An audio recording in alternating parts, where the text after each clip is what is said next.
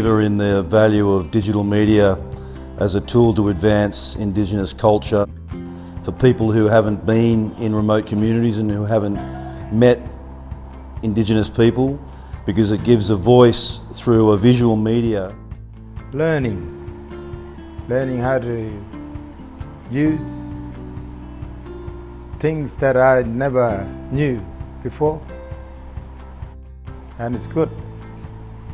Today now I'm learning about this iPad. Take picture, then maybe tell a story about the picture. No?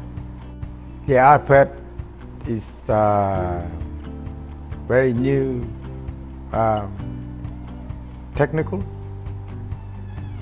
to use and much easier. Take it around the countryside to tell stories. Then, when they maybe go back home, then into the class, but tell stories to all the classes, day classes, and teachers, families, friends.